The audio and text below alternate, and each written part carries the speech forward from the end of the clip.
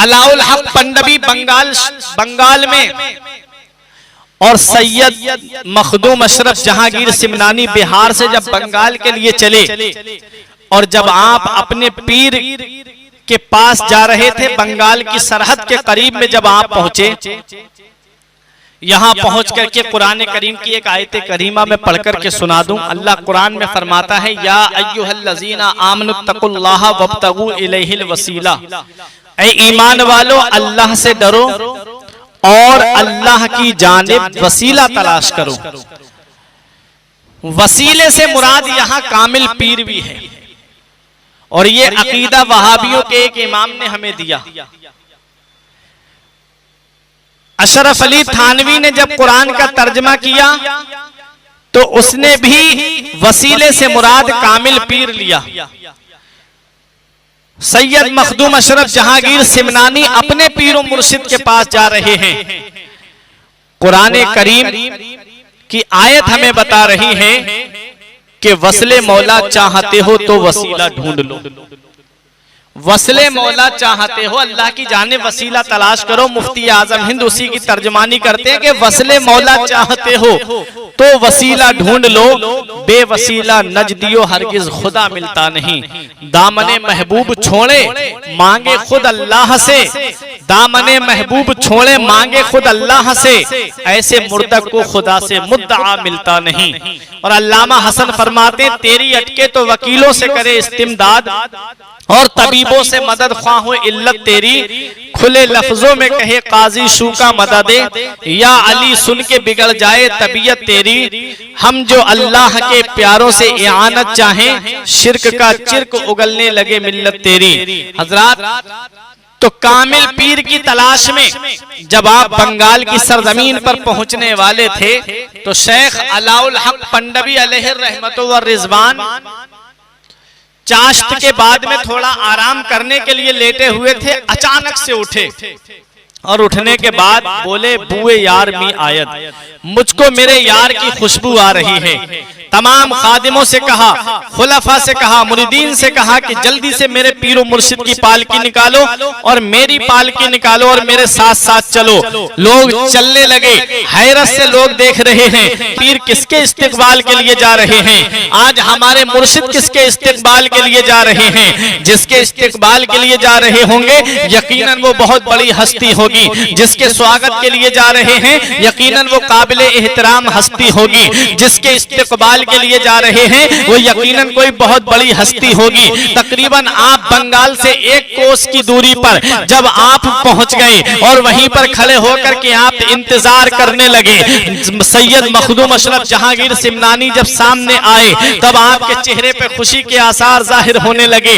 आप मुस्कुराने लगे, फरमाया, बुए यार मी आयत, मुझे मेरे यार की खुशबू आ रही है। सैयद मखदूम अशरफ जहांगीर सिमनानी लपक के आगे बढ़े और आपके कदमों को बोसा देते हैं। सैयद शेख अलाउल हक पंडवी ने आपको उठा करके सीने से लगा लिया और खानका शरीफ लेकर के आ रहे हैं। आप अपने पीरो मुर्शिद की पालकी में बैठते हैं और सैयद मखदूम अशरफ जहांगीर सिमनानी को अपनी पालकी में बिठालते हैं और सैयद मखदूम अशरफ जहांगीर सिमनानी से कहते हैं कि अब खानका चलो। सैयद मखदूम अशरफ सिमनानी ने कहा, हुजूर मैं पैदल चलता हूँ, आप भी सवार और मैं भी सवार हो जाऊं तो कहीं ये बेअदबी ना हो जाए। पीरो मुर्शिद ने कहा, नहीं, तुम्हारा मर्तबा बहुत बड़ा है, तुम्हारी शान बहुत बड़ी है। यहाँ पहुंच करके मैं एक शेर के जरिए मखदूम अशरफ जहांगीर सिमनानी की जात को आपको बता दूं।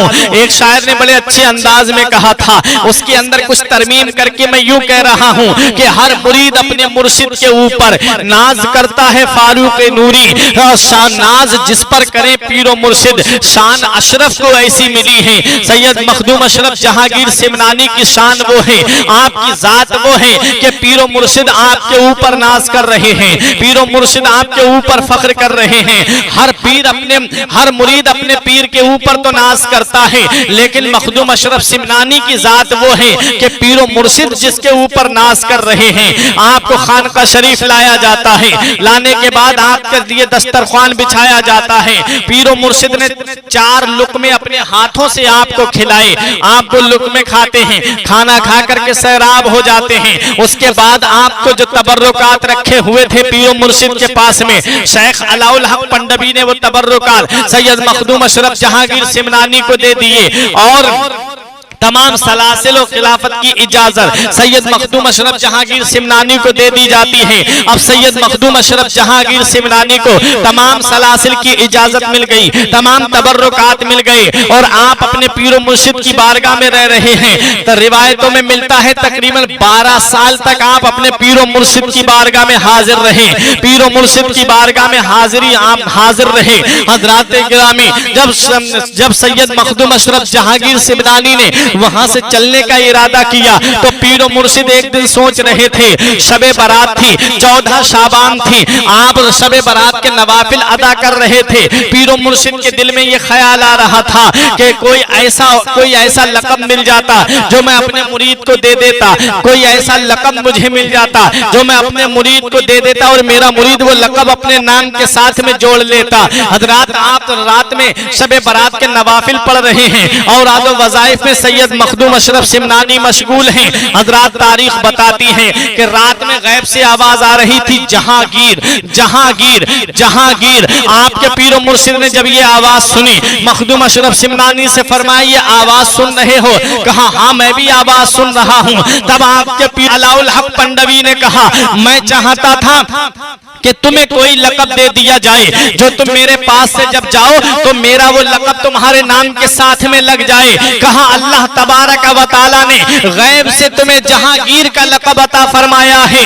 सैयद मखदूम अशरफ जहांगीर सिमनानी हजरात गिरामी, जहांगीर का लक़ब आपको पीर मुर्शिद की बारगाह से मिलता है और ये लक़ब गैब से आपको मिला था। और आप ईद के बाद में जब बंगाल से चले, आपके पीर मुर्शिद ने वो जगह दिखाई, फरमाया कि अब देख रहे हो ये तालाब के करीब में ये जो जगह है, यहाँ की मिट्टी से तुम्हारा खमीर बना है।